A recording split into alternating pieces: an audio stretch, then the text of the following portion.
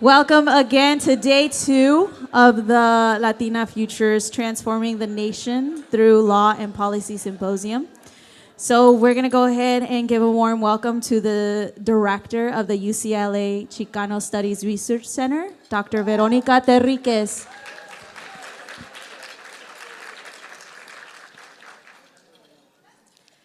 Good morning, buenos dias. I could tell you're awake. This is great. So I'm so inspired to be here. I'm still moved by the analysis, the wisdom, the experience that was shared yesterday. I could not go to sleep last night. I was just thinking about all these powerful women and allies who spoke yesterday and really taught us so much and inspired us so much. So I'm excited about today because it's part 2. So, as I mentioned yesterday, I'm the co-founder of the Latina Futures Lab along with Sonia Diaz.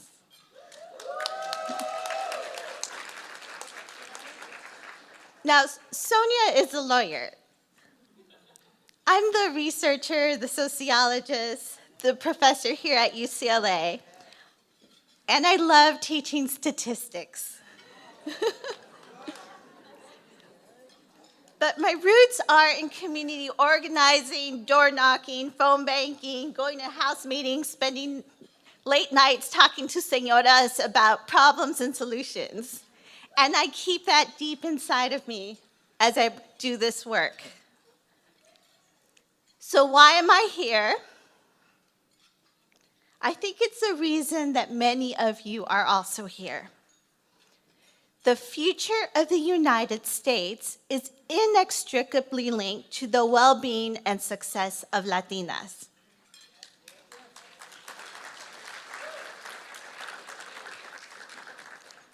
Latinas comprise 1 in 10 US residents and nearly 1 in 5 residents in California and in other states like New Mexico and Texas. In some of these states, New Mexico, Texas, California, and eventually in some other states, Latinos outnumber women of all other races. If we think about it, we can redefine our institutions in ways that are more accountable to our communities if we are coordinated and organized.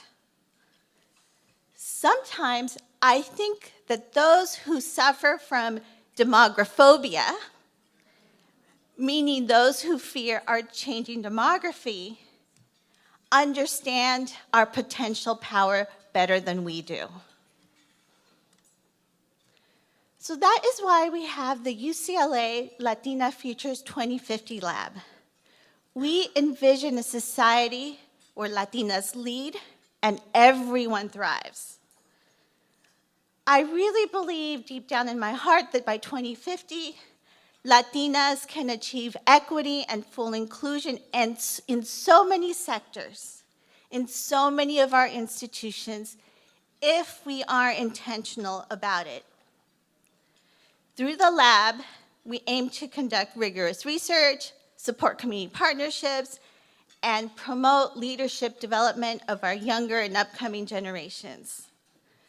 This initiative was made possible with support of the California State Legislature, especially the historic number of Latinas who awarded $15 million to UCLA to make sure that we continue the fight that they have started and have built on in the past. We are commissioning research studies at Center Latinas, working in partnership with different organizations that represent us. This includes the Latina Lawyers Bar Association,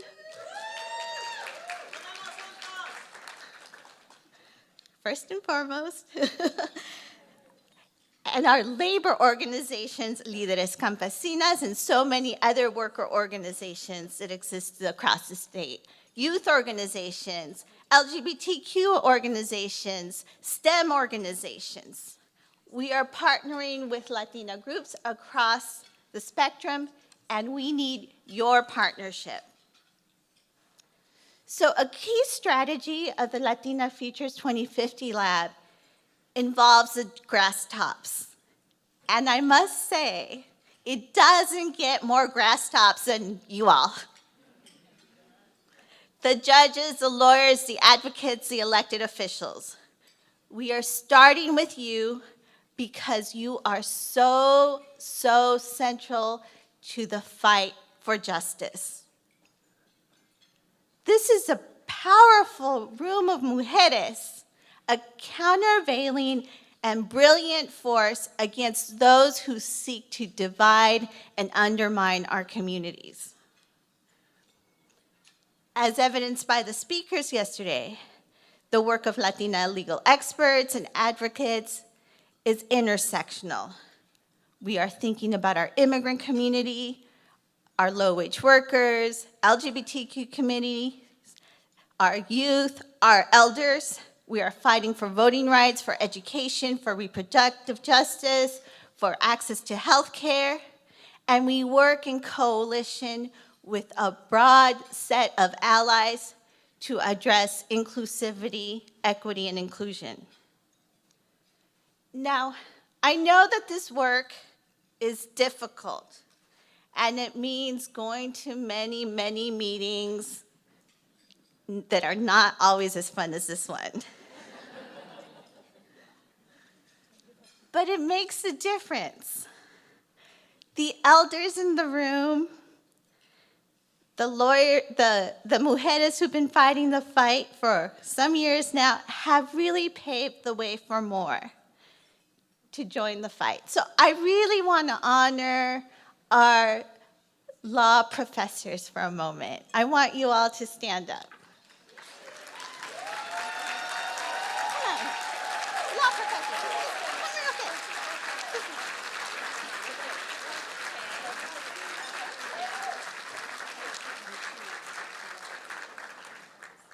These are incredible women who have multiplied themselves by mentoring so many Latina lawyers and have kept them in law school, have guided their careers, have provided them valuable advice. And so we are deeply indebted to their leadership, their work, and really their contributions to building power in our community. So, another round of applause.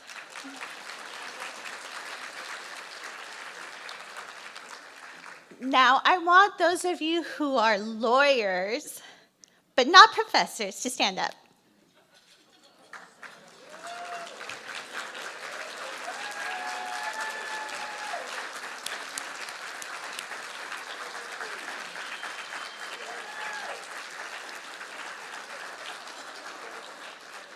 You are the front lines. So thank you for your commitment, service, tenacity, and vision. Now, I want the rest of us who are not lawyers to stand up.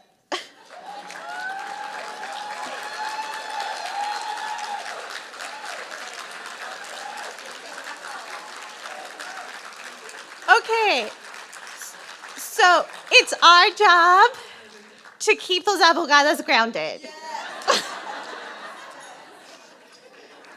We need them as much as they need us. And the law students. I just want to give you law students. Law students, stand up. Don't be shy. I know you're in here.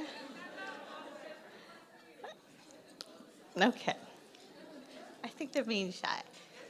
We need to take care of them and make sure they succeed. Okay. All right. So, yes, the Latina Futures Lab includes the lawyers, the legislators, the grass tops, but it also includes the grassroots, the low-wage workers, the youth, the organizers, the movement leaders, our abuelas. Together, juntas, we will tackle the most pressing social problems, taking an intersectional approach that is mindful of the diversity of our communities, our most marginalized. There is too much at stake, politically and economically. Now, one key trend that I want you to remind you about is our ever-increasing economic inequality. For the last few decades, sociologists like myself have been kind of sounding the alarm. We've been demonstrating that upward economic mobility in the US is declining. What that means practically is that it was much easier for earlier generations, the boomers, the Xers like myself, to move up the socioeconomic ladder, to be economically better off than our parents. My father, and I feel like I'm telling the story of so many of us who are like a little bit older, came to this country with a third-grade education. He came with nothing, but he was focused. He was so fortunate to find a unionized job. He was a member of the Steelworkers Union in Vernon, here in Southeast LA. And he earned enough to put food on the table, to buy a house, and then some for all of us. And then, because I grew up in an economically stable household, I got to benefit from so many extracurricular activities. I didn't have to work 20 hours a week while I was in high school, and I went on to college and got degrees from Harvard, Berkeley, and UCLA.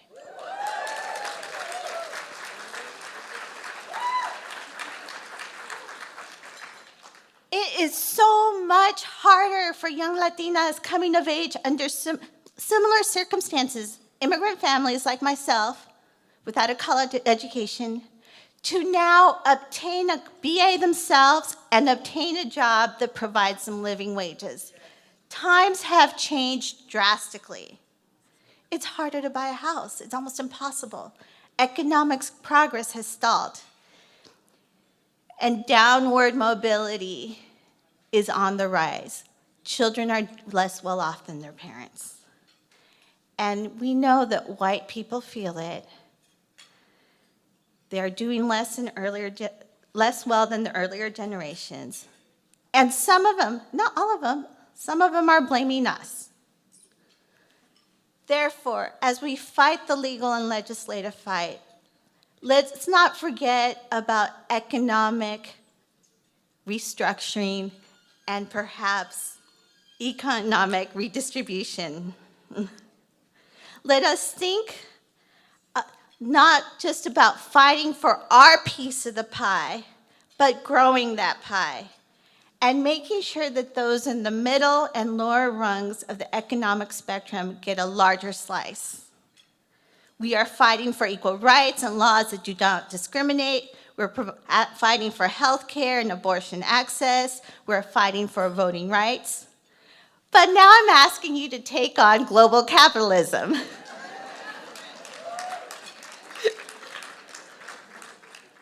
And there are ways to do this that are pragmatic.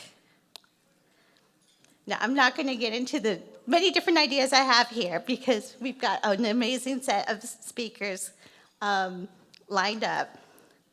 But I just want to remind you of what's possible. We are fighting in the midst of a serious backlash.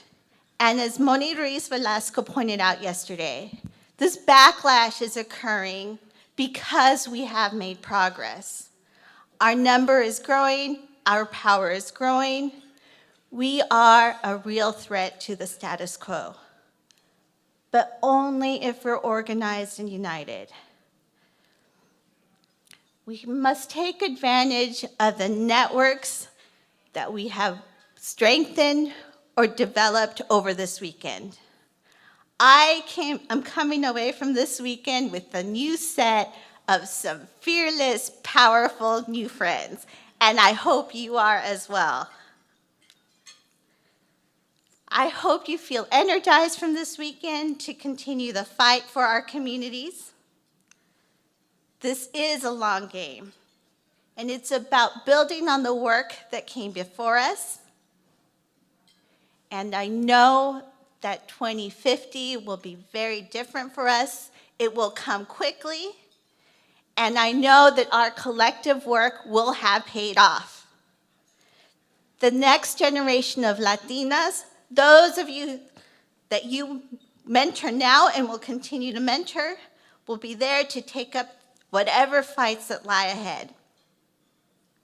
I'm excited to be here with you, and I want to end with a chant because my organizer roots are coming out. So I'm going to say que viva la mujer, and you say que viva, okay? So, que viva la mujer! ¡Que viva la mujer! ¡Que viva! One last time. ¡Que viva la mujer! ¡Que viva! Gracias.